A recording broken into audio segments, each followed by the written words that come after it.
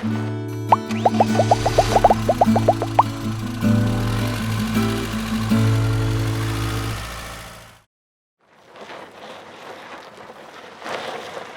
morning, good morning, good morning. Thanks for taking time out of your weekend to join us to learn about RVs and buying an RV. So my name's Tim Richardson. Glad you took time today to hang out with us and learn about the 5 big buying mistakes that you can avoid. So after this, you guys will be experts. We're going to just dump a bunch of stuff on you and brought in some experts. So I'm going to introduce them now as people are getting signed in. While you're getting connected, go ahead and find the chat area because that's where you're going to ask your questions throughout the day. So go ahead and find that. And why don't you jump in there, just give us a shout out from whatever city, state you're watching from. That'll be fun to see where you're at. And while you're doing that, I'm going to introduce our guests we have today. Right on the left side of the screen in the red shirt. We'll talk about that a little bit. We have Dustin Bray. Hey, Dustin. Thanks for... Hi. How's it going? I'm going to make this a little bit bigger so we can see you guys. Okay, cool. So Dustin Bray is now on the right side. Yep. And he's one of the RV specialists here. Has been helping just a ton of people get into RVs. And knows a lot of answers to a lot of questions. And thank you guys that filled out the little survey. That helped us to make sure that we answer your questions on our way today. And in the middle, gentleman by the name of Solomon Richardson. There we go. Similar last name. Yep. And hello everyone.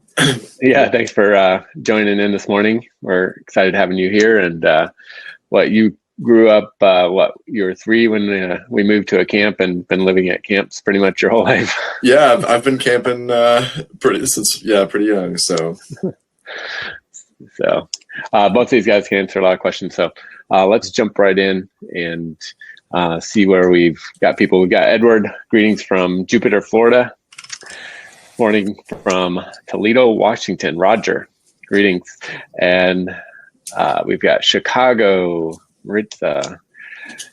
John in Baton Rouge. Randy in Plano, Texas. We just are opening up a lot. We actually just opened it in Dodge City. So we're just getting trailers down there and people can go there now and in Texas and order. That's kind of cool for RV wholesalers. But Daniel in Las Vegas, Nevada. Good morning. Dale in Pittsburgh. Robert in Chattanooga, Tennessee. Very cool. We have Charleston, Rhode Island. Janet. Hello. Good morning to you, Roxanne in Las Vegas. Morning. Barbara, good morning. So awesome. And this is where you'll put in your questions. We'll have a recording of this that we'll send out about 2 hours after the event's over. And so you can go back if you miss stuff we go too fast. So, first thing I want to talk about is hidden fees and why the mistake people make is they don't ask for the out the door price. And let me pull up a slide here and you guys can start talking about this. So Dustin, why don't you just talk about asking for the out the door price? Okay. So simply define the out the door price is the price you're actually paying. It's the contract that you will sign and agree to pay. It should be relatively simple to get that price, and unfortunately, it is not always simple to get that price. I would say that it's the only way, though, that you can compare apples to apples between dealerships and make sure that you're getting the best deal. So it's very important that you ask for that up front.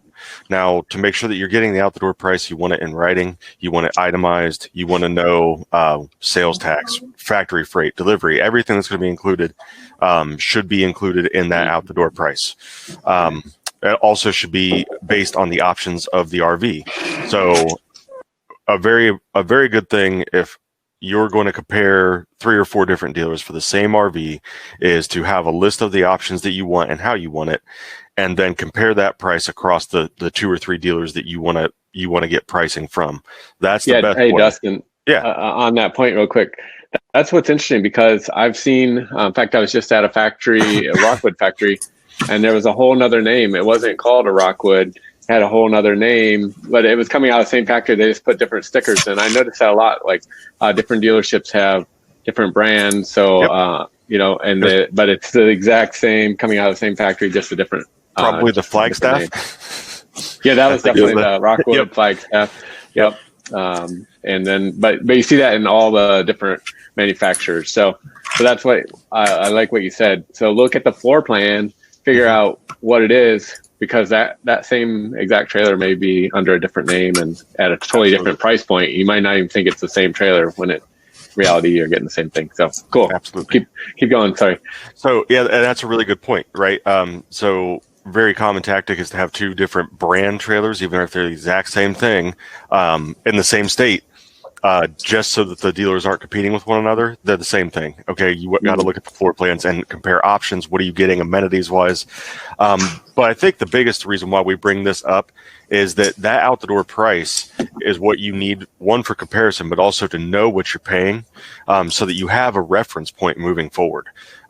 It's also a good way to find out if you're being told straight and honestly what the price will be. And we'll talk about that further as we move along here, but making sure that you're not paying for things you don't need, don't want, didn't ask for. That's the important part of asking for that out-the-door price. That way you can go through item by item and option by option and make sure that it's the way you want it. And that's all you should ever have to pay for. Yeah, that's good. Solomon, you want to talk about what's kind of a common hidden fee that we're seeing a lot coming through, like especially you as a sales specialist or RV specialist at RV Wholesalers? What's one that pops up a lot? Yeah, one of the biggest ones they try to get you on is what's called PDI, or pre-delivery inspection. So this is something. Yeah, it's huge.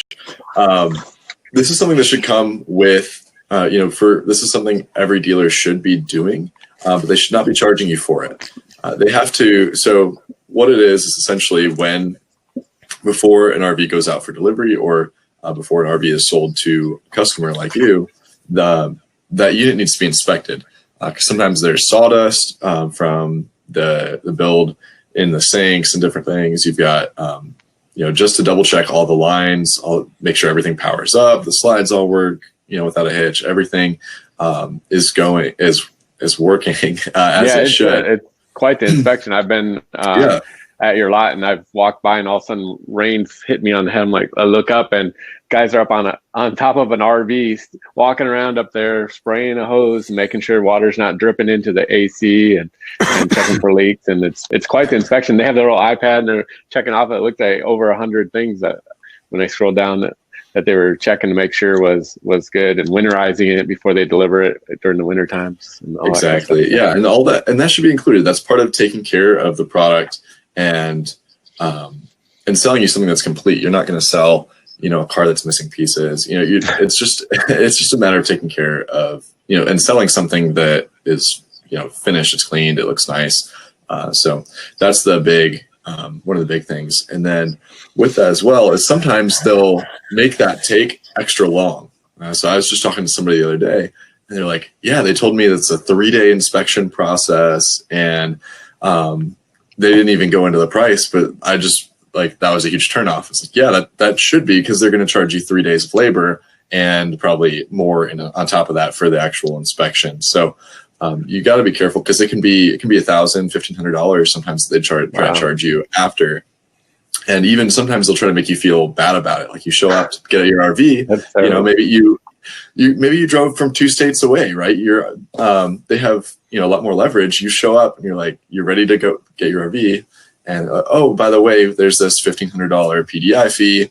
This is for us inspecting the unit and cleaning everything up. Like, you wanted us to clean it, right? You wanted us to make sure everything was nice and test everything. So that took us 3.5 days to go, do this all for your unit. So here's this fat charge added on to the top. So you gotta look out for that. And it's especially hard, like I said, if you're driving out of state, to pick up something up and you show up and do it. You have your deposit already paid, so it's not like you can just walk away at that point, right? And you waited who knows how many weeks to get just the RV that you wanted. And exactly, you got time off, you traveled, so it's just, you gotta look out for things like that. So I like what you guys are helping us with. That makes a lot of sense. What Dustin too was saying about how these it's not a hidden fee if you know up front about it, and if you're okay with it, and it makes sense. And you can probably talk about that with the next one, which is factory transport. Dustin, why don't you talk about that and what is fair, and like what? Obviously, these things have to get moved around, but tell us how that works and where they come from and all that. So pretty much 90% of RVs are manufactured in Elkhart, Indiana, or thereabouts. So everything is coming from there. The closer the dealer is to there, the less expensive the factory freight should be. Factory freight is an unavoidable cost. It is part of buying an RV. It's part of buying everything, right? So we've used the example before, but if you get a semi loaded with 7 or 8 pallets full of product, they might get charged 6 to 12 cents of factory freight and another 2 cents of fuel surcharge a piece for all the products in that trailer. With an RV, you got to hook it up single one at a time and move them. That's expensive to move. So what you want to look for is a couple of things. When they're giving you an out the door price, as we talked about, it should be included. They should be telling you what the factory freight charge is to get there. The other thing is that if you're paying, I would say above $2.50 or like say $3 a mile for factory freight, they're shaving money off the unit and putting it in their factory freight so that it looks like they're giving you a really good price on the RV and they're making their money back on the back end. Okay. I would say between $1 to $2 a mile is a pretty reasonable rate for factory freight, depending on the unit, because even that may make a difference on your factory freight. Some people will actually itemize to the RV. So if they're moving, a dozen destination trailers, those are a lot more expensive because they use more gas. They take specialized equipment to move, whereas a bunch of GeoPro Rockwoods that don't weigh anything, they move those relatively inexpensively. So they may itemize based on the kind of RV. The important thing is that you're not paying an unreasonable sum on that factory freight, and that they're including that when you're giving your out the door price, because you have to pay it. There's no avoiding it. It's part of buying an RV. It's when it's sprung on you when you go to sign papers that is the problem. Yeah. You should know about it right up front. Now, and that's good also, too when you're comparing apples to apples, like you were saying the first time, making sure if both dealerships that you're comparing have that included, at what point is it going to pop up at the signing, or is it already in the price? So cool. And I also want to differentiate the two, because there is a common misconception that factory freight and delivery are the same thing, and that's not true. Factory freight is the standard charge at which it costs the dealership to receive that from the factory, right? That's an unavoidable one. Delivery is entirely up to you to take, and typically does cost more money because it takes specialized equipment, takes trained individuals to do, and they're going round trip, right? So it's not just a standard flat rate to take it to the dealership. This is now a custom location where we're making a drop, and the delivery guys then have to return. So that can play a factor in terms of the cost too. But delivery is an option. Factory freight is part of buying an RV, or any product for that matter. Most things you buy have factory freight built into the cost. You just don't see them. Randy had a really good question there, where he's saying, like, kind of goes right along with that. What if they advertise no hidden fees? Are there ways they can still be stuck in there? For that, you really want to get the out the door price and then compare it to other people, because that's where they're going to get you. They might say no hidden fees, but just charge $3,000 more than someone else, or $5,000, or depending on the area. Like, if you're in a really high demand area right now, because with COVID, how low inventory is, people are starting to jack up their prices without really showing it. Like especially West Coast and Florida, we see this a lot. Really make sure you compare, because it can be the difference of $5,000 to $10,000, if not more, depending on the we've been seeing that. Yeah, in Texas too. No, that's good. Let's talk a little bit about that, since Jack brought that up. Price gouging. I know I was looking through some of the questions you guys had coming in here, and that was one of the concerns, is price gouging. And when I was at the factories about 2 weeks ago, I was at several of the factories, and then a couple weeks before that, about 3 or 4 factories. So I've been at almost all the factories in the Elkhart area here in the last month and a half. And I was surprised when they kept telling me, the manufacturer was telling me that he's been disappointed that so many dealerships have been really jacking the prices up just because of the demand. And I thought it was, until I heard it like 3 or 4 times that day, I didn't realize like how serious it must be. And so that's why that's why we're doing this webinar. In fact, looks like 62% of you, this will be your first time purchasing an RV. So thanks for, I just did that poll. So thanks for taking the time to fill out that. But that's helpful, and we'll help some people with trade-ins here in just a second. But yeah, let's, Dustin, you want to talk just a little bit about price gouging and so how to prevent? There's basically, we call it home run hitting. It's when a dealership is trying to make a home run sale on each purchase, right? So they're trying to make a large profit on each sale that they're making. It's not uncommon, whether it be cars, boats, any large, what we would consider recreational purchase. It can be a common theme. Now, they have an easier path towards it right now because of the demand. The demand stating that if you have something available, similar to Gold Rush back in the day, if you had eggs, you could upcharge them 2,000% because there was a demand. Somebody would pay that price. So the same principle is applying right now, and that the available stock nationwide is so low that specifically when you're looking for something available to go right now, take your time and due diligence to make sure you're getting a fair price, because those are the ones that they're going to try to raise the pricing on. Now, that being said, there are a couple ways that price increases can happen, right? And we've talked about this before on our webinars, but factory price increases will be a real thing over the next year or two, because as that demand goes up and the demand for parts go up, all those manufacturers are going to be competing for those parts and paying a higher rate to build their RVs. So we do expect factory price increases. That being said, I doubt it's going to be a 20 or 30% increase that you might see on some of the RVs that are sitting on lots right now. Okay, so if something's sitting on a lot right now, it's not a brand new unit. It's been sitting there for a few months. Okay, the chances, or it's been built several months ago, because or was at least ordered several months ago. Because like I said, the demand right now is so high that even us with our normally an extensive inventory this time of year have 25 units, 30 units available, Solomon, somewhere in there. Yeah, I think it's a little bit more just because we just recently got a couple shipments in. But I mean, I was looking for a lady for Class C, and we have 4 in inventory right now. Ooh. Yeah, we got another one. So, it's well, talk really about crazy. MSRP, because a lot of people think, well, I can just look at the MSRP. It's consistent across the board, like autos. Everyone by law is required to put this price, and then I know like where they're at, how much discount off MSRP, and that's not the case in this industry, sadly. But it would be nice if there was a price, but that price really is all over the board. That there is no such thing as an MSRP price that's given to us by the manufacturer, and so they have MAP pricing, which is the minimum allowable price that you can advertise, or advertised price, minimum allowed advertised price. That's called MAP. That's the only thing dealers have to do, is they're never allowed to put it on the internet or list it as below this price. But other than that, there's no consistent top number. And so, you just have to really, that's why we spend a lot of time talking about apples to apples, just really focus on that. And you guys, I know, Dustin, in a few minutes, at 45 minutes, you have someone coming to the lot. Yep. That's kind of unusual. You guys are selling all over the country at RV Wholesalers. So that's, I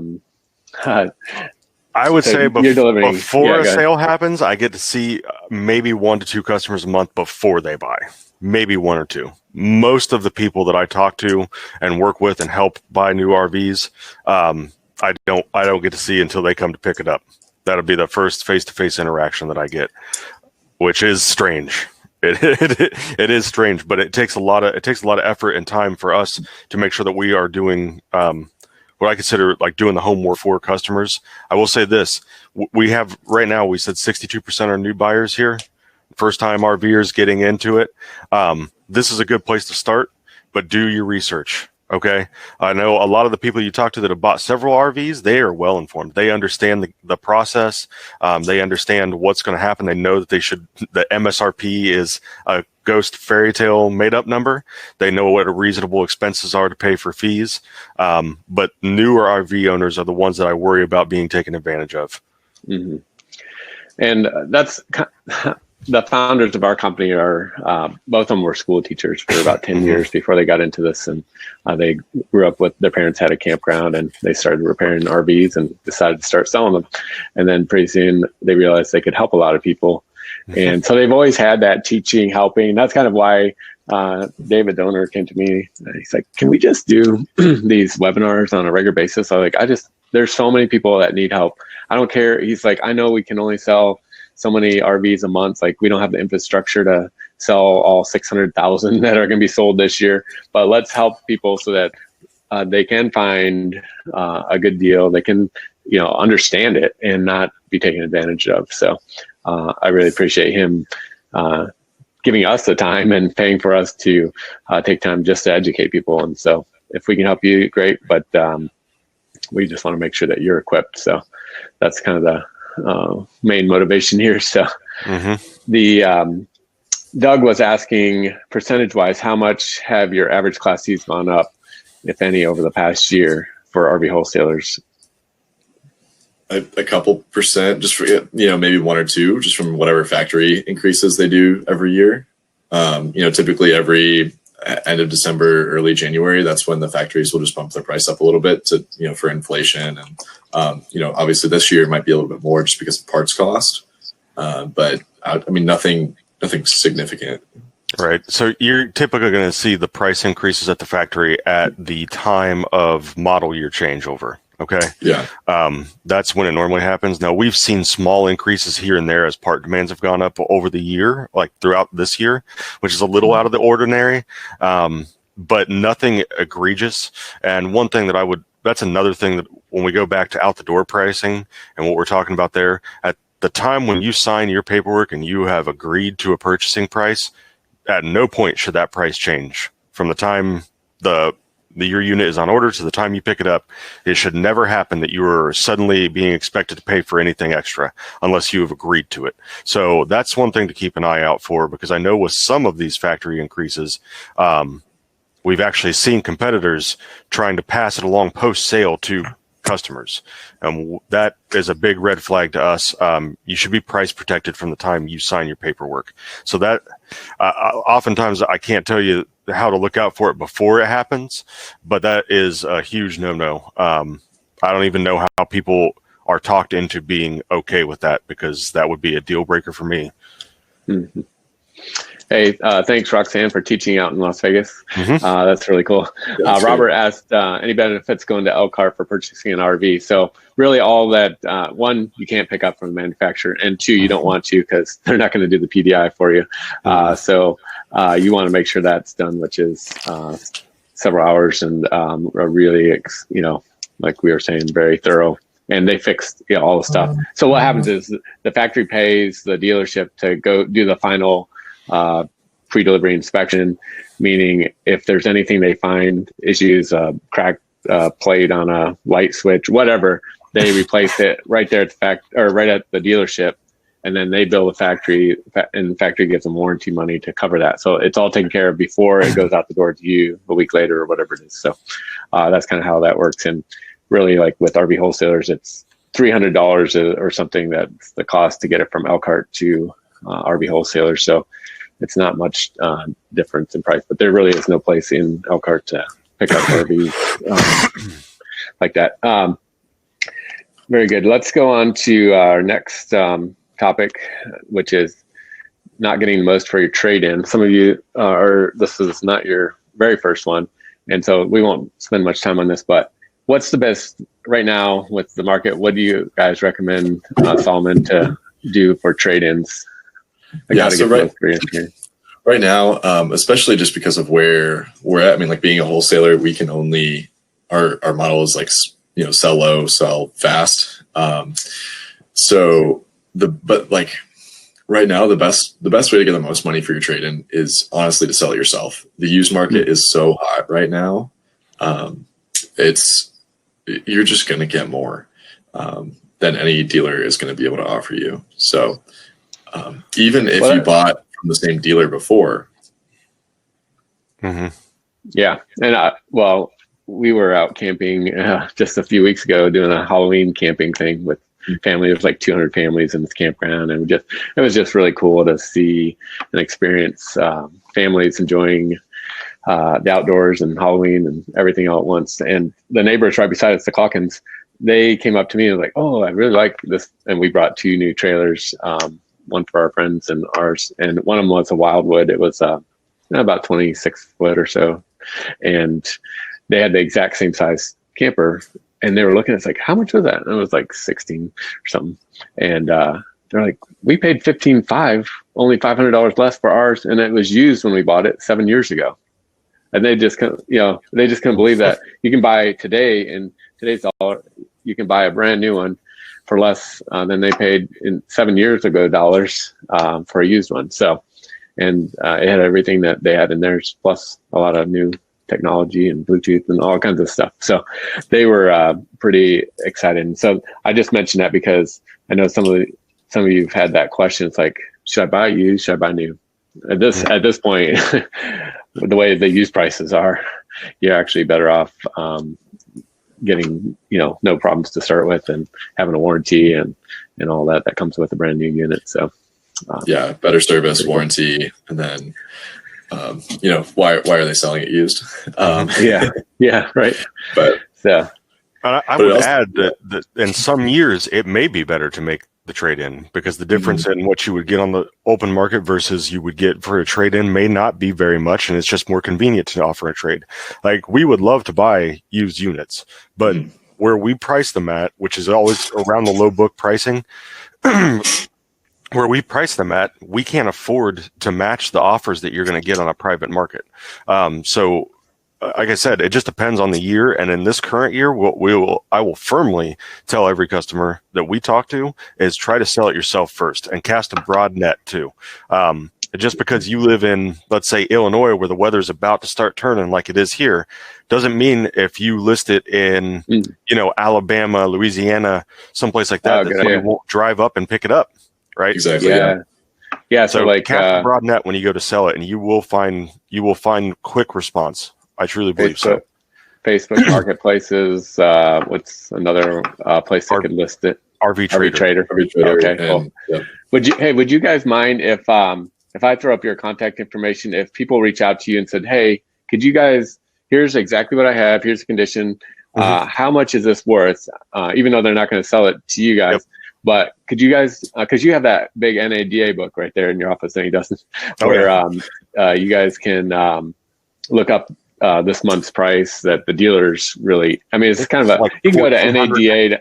You can go to NADA.com, but it's the price that the dealers actually pay is based off this book that they give to the dealership. So it's a little bit different. Let me throw up your information here. Here you go. So this is Dustin Bray, extension 133, B Bray, RV Wholesaler, Solomon Richardson, extension 149.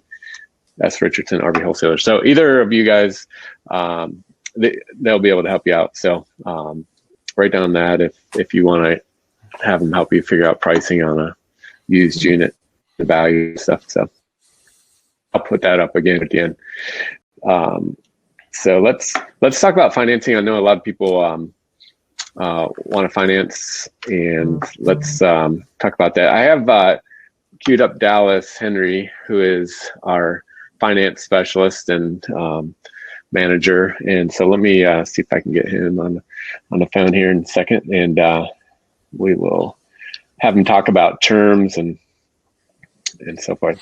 Dallas, can you hear me, Dallas? All right, here we go. Hey guys, Dallas Henry here. I'm going to talk to you guys today a little bit about financing an RV, a couple of the tips, tricks, things you might need to know. One big thing a lot of people don't know is when it comes to RVs is term. Term with recreational vehicles can be a lot longer than what most people are used to, especially financing cars and things like that. One big thing to remember is generally they'll go out to sometimes 20 years. I know it seems crazy to some people, but it's quite a long time. They want to make that payment really manageable. Now with recreational vehicles, if you have pretty good credit, longer term often means better rate, which just kind of flips everything on its head of what everybody really knows, again, when it comes to cars and mortgages and things like that. Because generally with those type of items, the shorter term generally means better rate. Okay, with RVs, remember, that's not always the case. If you got pretty good credit, normally the longer term, better rate. So that's one big thing to remember when you're going to finance a recreational vehicle. So keep that in mind as you go. Again, just to recap, longer term, good credit, typically a little bit better rate. So keep that in mind. Don't be afraid of that longer term. Even if you want to pay it off a little earlier, that's okay. They are simple interest loans. At least they should be. With all of our lenders, they are simple interest loans. So you can pay the loan off a little bit earlier. Okay, if you guys so choose you want to do it, and you can apply more money to principal, that'll have you paying at least a lot less interest over the term of that loan, whatever the term you decide it is. Once you lock in a deal with a bank or lock in a deal with a dealer, you can change how fast you pay it off. You can change how much money you throw towards the interest and the principal and things like that. One thing you can't change is the rate. So remember that. You always want to get the best rate, and a lot of times that is longer term. Okay. Another thing to remember is don't ever tie your recreational vehicle loan to your house. A lot of people think, hey, really good rates with my home equity loan. Put a lot of work into this house. I want to use that equity. Not a real good, wise idea. I'm not a financial analyst by any stretch of the imagination. But what I will tell you is when the proverbial hits the fan, and things happen. As so many people know in 2020, there's a lot of things that have happened this year that no one expected to happen. One thing that can happen is you can lose your job. You can have time off, things that you might not be getting the money you thought you were getting. So in that situation, the last thing you want to have happen is you not be able to make your RV payment and that be tied to your house, because now if something happens, they're not coming to just get your RV, they're coming to get the house now too. So don't risk your family, don't risk your livelihood, don't risk your finances by doing something like that. It's something to really remember.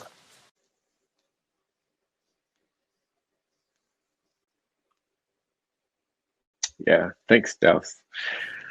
Do you guys, back to you guys, do you, why don't you talk a little bit more about terms? And I have a really cool secret that I want, we'll have Solomon share here in just a second after Dustin talks a little bit more about RV terms. This will really help you guys save some money, whether it's buying in a car or an RV. So don't get to that yet, but Dustin, you want to add some more to the term thing? Help us really understand that. So it is a little bit backward from what most people already know, especially if they're first-time RVers. They won't realize when they go to get a recreational loan that the longer they stretch it, the lower the interest rate they will pay, and that works in your favor in a huge way. In other words, if you have a 15-year loan with low interest rate, with simple interest, you can pay aggressively on that as you choose. Okay, so a very common tactic for a lot of our customers is taking the longest term that's available with the lowest interest rate possible, and then paying it as though they're planning to pay it off in half the time. Okay. So if you had a 20-year, pay it in 10, purposing to pay it in 10, right, and that would you'd end up further ahead then. Correct. So then if you did a 10-year term in 10 years. Yes. So a couple reasons: interest rates lower, right? Yeah. But also because you're making that aggressive payment towards that 10 years, you now have flexibility. In other words, what I mean is if you pick a payment that is absolutely what you can afford, right? What happens when you hit financial hardship or you break your arm and you're off work for a month? What happens then? So you have that cushion. Right. Now, if you have a 20-year payoff and you're paying it off like you want to be done in 10, but all of a sudden work bonus doesn't come through this year, or you have to relocate, furnace goes bad, you need the flexibility to reduce the payment down to now that 20-year payoff amount. And now you're saving that much money every month until you can resume your aggressive payment strategy. Additionally, when you're paying aggressively at that 20 years, right? All of those payments are going towards that principal, so you're paying less and less interest each time, right? So the quicker you're paying it down, the less interest you're paying over the duration of the loan. Hey, speaking of work bonus, did you get yours yet? Because I got my Jelly of the Month club. It just came yesterday. Did you get yours? Yeah. Yep. Oh, okay. I just want to make sure. All right, sweet. From the Preserves Society. Solomon's like, wait, I didn't get mine. Yeah, where's my jelly? What is this? Sweet. All right. Well, that's really helpful. But all right, I'm dying to know the secret. I know what it is, but you guys haven't heard this probably, and I hadn't heard this since so I started doing these webinars with you guys. But check out this not knowing the big dealer financing secret. What is that secret, Solomon? That we're So this is one that after I heard it, I was like, oh yeah, that makes sense, but I would not have thought about that. And it's that when anyone brings a loan to a bank, the bank actually will give them, at least for, being where an RV dealership, it's called a dealer reserve, where essentially it's like a finder's fee for bringing that loan to them. So banks pay companies that bring them loans. And that it covers a lot more industries than just RVs. Obviously, that's going to cover cars. It's going to cover, boats, things like that. Any larger recreational or loans in general. I mean, you have a lot of like loan brokers and things. It's the same idea. So when you go to finance your RV, know that the dealer is going to be getting money for that. And some people say, oh, is that like, a couple $100? Yeah, that's what I was wondering. What does it look like? And it's not like, it's typically anywhere from $1,500 all the way up on, on bigger units. You can see $4,000 to $6,000, and Jeez, okay.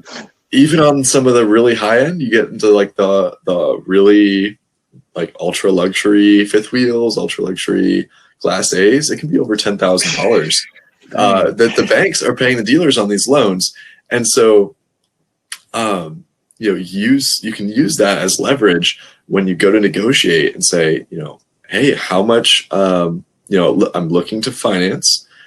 What kind of discounts can you give me because of the dealer reserve you're getting, or because of the money you're getting from the bank? And then you'll just put them back on their, they'll just have to sit back and be like, oh crap, they know, they know.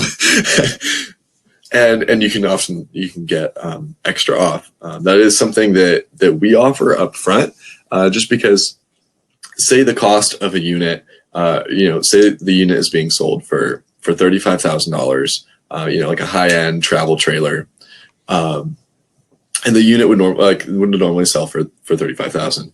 Now, if the dealer is getting $3,000 from you financing, then they're effectively making $38,000. But what RV Wholesalers does is we give you that as a financing discount. So instead of charging 35, we'll charge you 32 because we know we're getting that difference from the bank, and we can pass all those savings on. So it's something, and we tell that even to cash buyers, people that would normally buy cash, we can give them extra discounts, and all it is, you just have to finance for a year, and you can still get that full savings. What you do is, instead of paying, or you get the loan, and then what you do is on your first payment, you just pay off everything except for the next 11 months of payments. And then you're only paying interest on 11 months worth of payments. So, maybe you're paying $200, $300, $400 maybe in interest, depending on the unit, while you're saving anywhere from $2,000 to, $6,000 to even $10,000 on a couple units. So it is a huge difference. Yeah, that is pretty interesting. I remember when I first heard the owners talking about how this came about, was they had already done the deal, made their money, paid their bills, the whole thing, and then all of a sudden, a few weeks later, months later, a check arrived, and they're like, what's this check for from the bank? And how shocked they were. It's like, wait, we get a finder's fee for this? They didn't even know that. And so they're like, well, let's give it back. And so that's kind of how they, what do you call that? Finance discount? Is that what they call it? Yeah. We call it the finance discount. So, but yeah, make sure you kind of hold that card to the end of your arrangement when you're getting price on your next car, and then pop that out there. It's like, okay, so how much of what the bank gives you will you be able to include in that deal to make that deal a little sweeter. So, yeah, Thank you for sharing that. That's huge, and that definitely will save people some money. Have anything else to add to that, Dustin? Yeah, so that actually ties back in though with asking for the out the door price, right? Because depending on who you're talking to and what kind of dealership or what kind of business model they're operating on, that can have an effect in the pricing that you're going to get. Okay, and what I mean is, let's say when you're asking for your out the door price, it's important to know how you're planning to pay. Okay. And I can tell you this from years of experience is that if I were walking into a furniture store and I said I was paying in cash, you're expecting a cash discount, right? Now, if I'm dealing with a wholesaler, like if I was to walk into our own business here at a wholesaler, they're listing the price for me as their cash price, and they're actually able to give me more off with financing discount. It runs sort of counterintuitive to what we know as our cultural standard, our cultural norm for cash versus credit. So it's important to iron out all of those details, terms, how you're paying and everything before deciding which is the right way for you to go. Okay. And then sort of decide how am I going to get the best deal and save the most money, keep the most of my money in my pocket. And that should be the customer's goal. And realistically, that should be the whoever's selling you whatever good you're being sold, that should be their goal too. They want you to feel like you get an honest deal for what you paid, while they can still make enough profit to stay in business. That's how it has to go. Yeah, but no side should be getting a disproportionate benefit from the transaction, I guess, is the thing that you want to be safeguarded against. Really quick, can we answer Randy's question? He's been up there for a minute. He asked what percentage of customers had extended warranty when purchasing their RV, included right into the financing. I would say for us, it's the vast majority. It's well over half go at least some form of extended warranty. Now, the way we do it is unique, and we'll touch on it later on as far as let's go ahead and just tell them. Okay. We're not going to have a lot of time, so let's tell them the two types of warranties or extended service contracts, and we'll talk them out right now. There are two main kinds. That's stated and exclusionary. Stated being a list of everything that's covered under that warranty, which always look really nice because you might have 20 or 30 or 100 things that are covered. But what you don't see is the list of all the things that can go wrong that won't be covered. Okay. That's why we prefer to go with exclusionary coverage. I think you get more bang for your buck and have a lot more opportunities to claim coverage. Basically, it's going to give you a list of things that aren't covered, and everything else under the sun would be covered. So exclusionary pro, when you're reading warranty language, exclusionary, good, stated, nah. Not. Okay. Yeah. Right. And that's what you want. You want something that pays, and that's kind of how I know RV Wholesalers has vetted, because you can buy warranties even for used units and stuff. But the vetting process, and over the years watching what pays and what doesn't, because we have a service center at RV Wholesalers as well, and we know which warranties have worked and which have. In fact, there's this one, this is just the one that you guys use a lot, Protector, but I was looking at a list that the insurance manager guy, Drew, gave me the other day of, those are all claims that RV Wholesalers claims for 1 month, all these dollar amounts, $1,565, $1,298, $2,487. Those are all dollar amounts that came in those were claims that went against these warranties or these extended service contracts, and they actually pay the bills. So that's what you want to see. And you can check ratings and stuff find out who is behind the company that's behind the warranties, and make sure that you check those out and the ratings. So, and I would also, we talk a lot about hidden fees. Extended warranties are always things that you should be able to opt into. You should never be told that you're paying for an extended warranty when you sign your paperwork, right? It should be something that you were offered. The way that we do it is a little bit different than what I've seen some other places do. We have basically an a la carte style of warranty coverage where we go through the different kinds that we have and allow you to pick the ones that make the most sense for you. And the one to watch out. If you don't need any, don't get any. The one to watch out for, though, that is definitely in the dealer's favor, is that warranty for life or lifetime warranty kind of thing. Just run from that, because I've been at the RV dealership shows. I remember 4 years ago when I first heard about that warranty for life thing. They were coming up to me, and I forget if that's the actual name of it. They came up and they're like, "Hey, RV wholesalers should think about this, because every month you're guaranteed every year you'll have a customer that has to come in for an inspection, and they on average will end up doing $900 worth of service work with you each year. And so your payback is, and it was just all for the dealership. It didn't have the customer best interest. So that put my little red flag up. It's like, and I ran away from that booth as fast as I could. But now that I see it, it's like, just so watch out for that one. That one's definitely not in our customer's best favor. So very good. Let's talk about service a little bit. In fact, I have a recording. It's a little bit slow. This I did the other day with David, the owner, up in service because he moved up there. So let me pull this video in and see if we can have him talk about the importance of service real quick. You might have to turn your volume up. To help.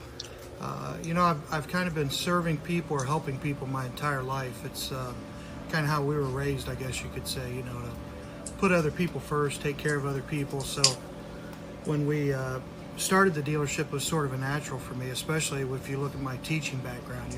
I taught for 10 years. I've always enjoyed teaching people new things. I've always enjoyed helping people, both professionally, personally, etc. Taking care of kids and stuff was such a joy, such a pleasure. So when Mike and I opened up this dealership, it just kind of sort of wasn't even a choice. We're going to focus on the people that we sell to. We're going to take care of them.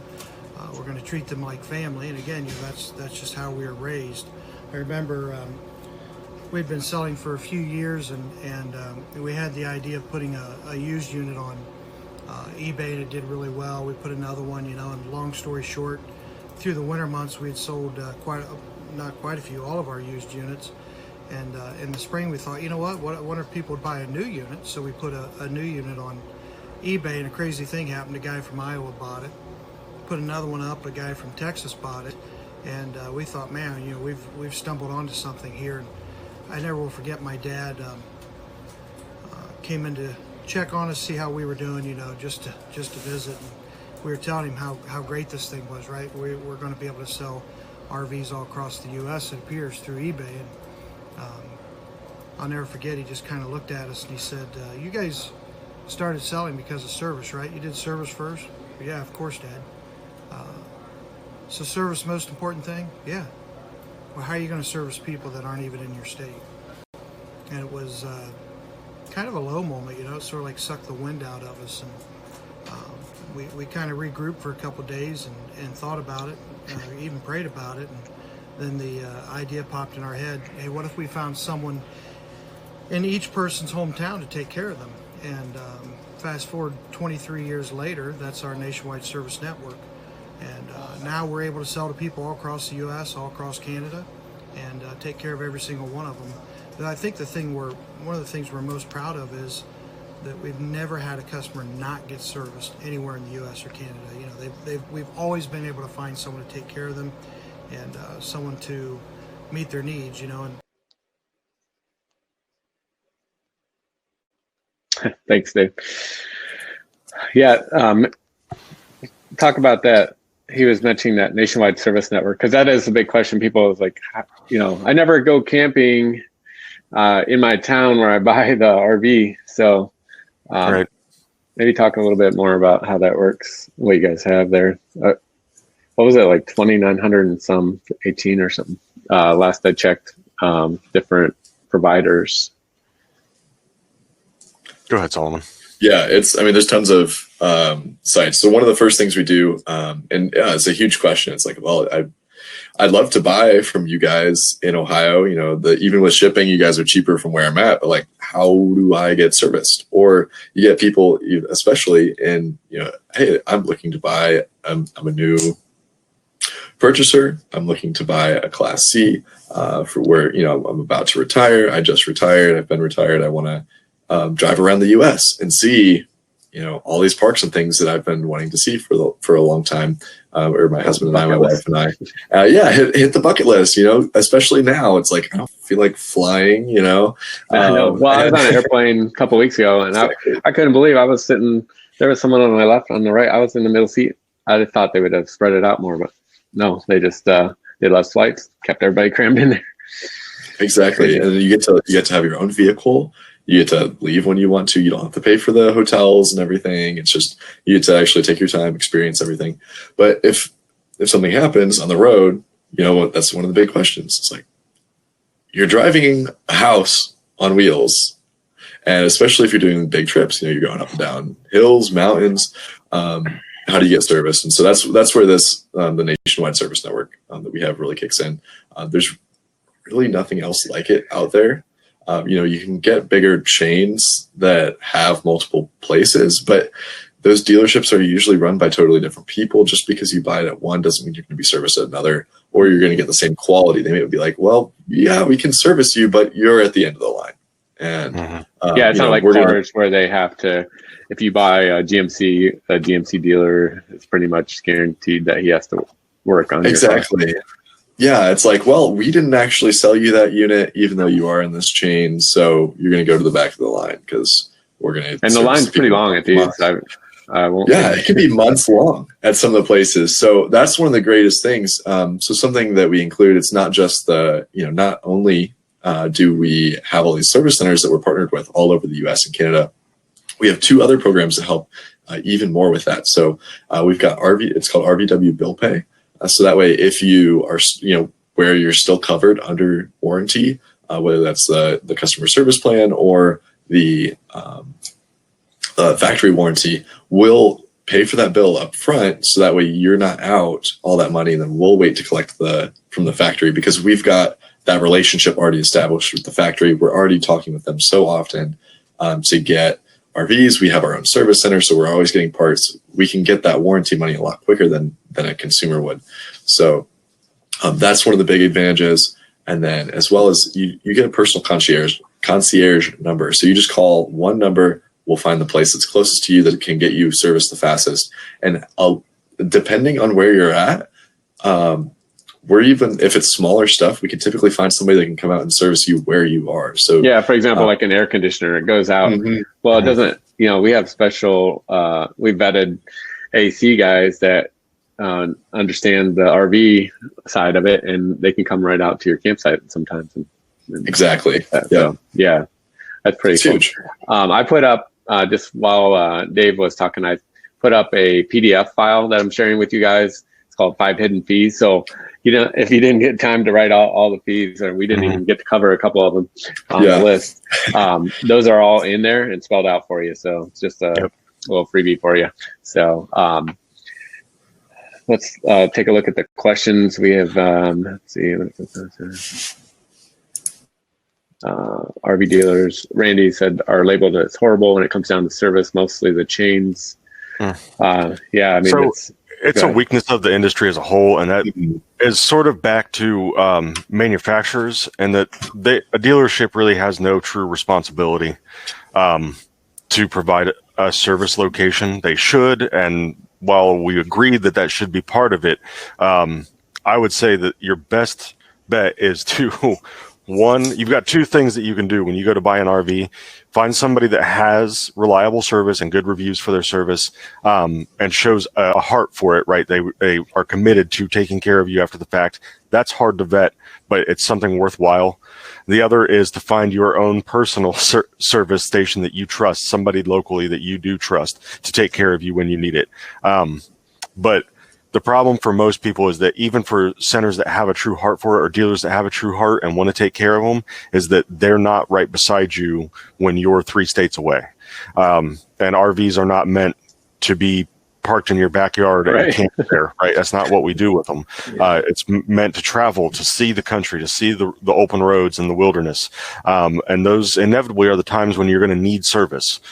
So that's where it's really important to check how is that process handled, and what are what are your options when you're in that situation? So important questions to ask. Yeah, very good question. And just to let you know what we've done, the industry as a whole, the RVIA, actually Industry Association, has really taken comments like Randy's to heart, and they put together a whole technical institute, and they're starting to get the certification plan rolled out. I know we've had in trainers into our RV Wholesalers location to do training, but that's something that we want to get the word out. Like, this is changing.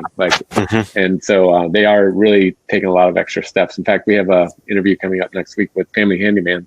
That's a big magazine that helps people, understand how to do basic things under RV or like different projects like that. They're coming to spend some time with us and see how we do it, so they can equip you guys. And that's kind of the idea, is like, let's get this, take care of this issue. Like, this doesn't need to keep going on. I know some people are concerned with quality of manufacturing when there's such a demand. So that was one of my big questions I took to the factories when I was out there a few weeks ago. And what I noticed was they're in these small towns like Millersburg, Indiana, Elkhart, and there's limited folks that can build these. And so what they're doing is they're not skimping on the quality. Like, they still have all their inspection processes. Everything is going through their normal pace, but they're just not adding, they're not just forcing it in like, hey, let's do 30 instead of 20 in a day or whatever. They're just keeping their pace and not skipping on quality. What I saw, and I did probably 4 of the factory tours inside the factories with cameras, and everything seemed like, it was just what their normal thing was. That unfortunately the backlog is getting bigger because they're not cranking out more in a less time, so the quality isn't sacrificed. It's just the backlog. So that's where I get concerned. It's like, man, if you want to camp next spring, you really got to get on this soon. It's like, as I watch, thankfully you guys have little allotments in the order. So you've already ordered thousands. And so you have little allotments that keep, when people order them custom, they don't put you at the back of the line. So that's good. Roger was asking about travel trailer versus full-fledged motorhome. A few things there. If you're doing it full-time, you got to think, okay, I need to be able to get around in these towns where I'm at too. So either you need to have a tow vehicle that you bring in tow with you, or if you do a travel trailer, it might be a little easier. You just park, unhook your truck, and then you have your second vehicle. So kind of weigh that. I know servicing a tow, like a towing vehicle, like a truck, is easier than getting a Class A service somewhere if you were to need engine work or whatever. They're built on more like semi-platform, like a big truck, commercial truck platform. So you might be able to get some help from those kind of places. But obviously, something to think about when you're trying to decide. Any more thoughts on that, Dustin? So it's a pro-con list, right? So a lot of people are very intimidated by having to tow something the first time. I can say, depending on the unit that you end up going with and the kind of tow vehicle you go with, it doesn't have to be an intimidating or difficult thing. But I still would recommend that you take some time to decide what floor plan, how you're going to use the RV. Think about what happens in the future, say 5-6 years from now, and you decide, you know what? I want to sort of go from full-time RVing back to settling down. How easy is it going to be to get rid of or transition from that? So there's a lot of factors involved there, and everybody's unique case. Now, for people who are transitioning to full-time, who have RV'd in the past, I think they're going to have a better idea of what they're getting into and also what they're going to want. But I think Tim's on the right track when he's talking about the flexibility that a tow vehicle offers you in terms of not only being able to have them serviced, but when you get to a location that you want to stay for a week or two, unhooking and be able to drive around and explore in your tow vehicle versus moving the entire RV around. Because a lot of people, I don't think, realize that when they get into a motorhome, even a smaller Class C is going to be 24 plus feet, and Class A is 30 plus feet. So that's a huge vehicle to manipulate around if you just want to go into town and then check out the sites, and you're in a small town, like you're in Bellefontaine, Ohio, right down the road, and you want to explore downtown. You can't drive that thing downtown. Yeah. At least you don't have to have a CDL for these, and it's a lot easier than you expect. They've got cameras on the side and your turn. So the first time I did it this summer, actually took a Class C out. I was impressed how easy it was. But yeah, like you said, but then you got to think, you got to disconnect your hose, you got to disconnect your power, your water lines. I mean, there's a lot of little things that you don't think about. So that's kind of what I'm glad you guys are taking time to learn before you buy. So there's a lot of cool options out there either way. And very good. Well, we're running out of time, but I want to put up your contact information, guys. If you don't mind, if people have more questions, I know we didn't get to everybody's questions, but if there's more questions that pop in, here's your information. Solomon, extension 149, Dustin, extension 133.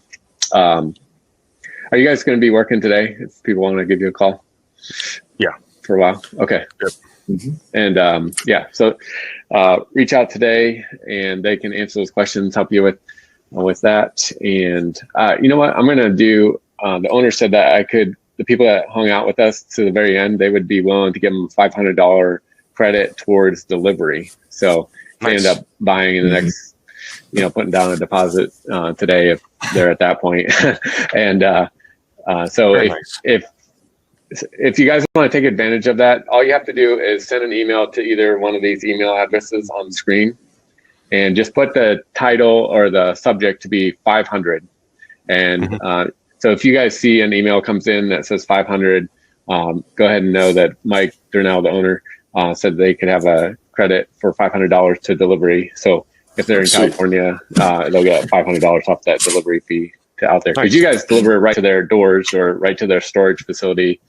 And it's all COVID, sealed and sprayed down and all guaranteed free of germs. So very cool. So hopefully that helps you guys if you're that far along in your buying process and they can help you out in the next day or so, then that's valid for that. So very cool. Well, thank you guys for hanging out with us. It's been fun. Yep. And saw your Buckeye shirt. The kickoff is just happening right now. So yes, it is. Go Bucks. And it's pretty cool. Ohio State, you saw on some of the slides, Ohio State, after a couple of years of a vetting process, RV Wholesalers became the first RV dealership to ever get approved based on value and quality and customer service and all that kind of stuff that they expect to represent their name well. And they let RV Wholesalers be a proud sponsor of Ohio State athletics. So that's kind of cool. So I see why you're wearing your Ohio State shirt. Heck yeah. All right.